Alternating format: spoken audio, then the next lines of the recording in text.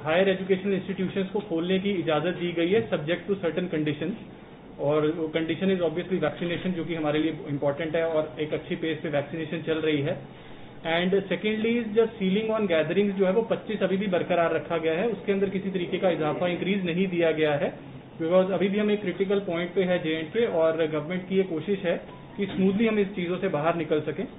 आज की डेट में जो स्टेटिस्टिक्स हैं, तकरीबन 7.25 लाख 7,75,000 लोगों ने जो है एडल्ट पॉपुलेशन ने हमारी फर्स्ट डोजेज ले ली हैं, और तकरीबन 2/3 जो पॉपुलेशन है वो एटलीस्ट फर्स्ट डोजेज से वैक्सीनेट हो चुकी है, और 67% इज द टोटल परसेंटेज आज की डेट में। बट ये ऑब्वियसली एस्टिमेटेड फिगर है और आज भी वैक्सीनेशन चल रहा है, तो ये कंटिन्यूसली रिवाइज हो रही है। एक चीज का खास ध्यान रखें हम सभी लोग कि हमारे बच्चे जो हैं 18 ईयर्स से बिलो वो अभी वैक्सीनेट नहीं हुए हैं। तो भले ही हम एक इंप्रेशन कैरी करते हैं कि एवरीबडी इज वैक्सीनेटेड, तो वो बच्चों जो हैं वो अभी भी हमारे लिए वल्नरेबल सेगमेंट हैं।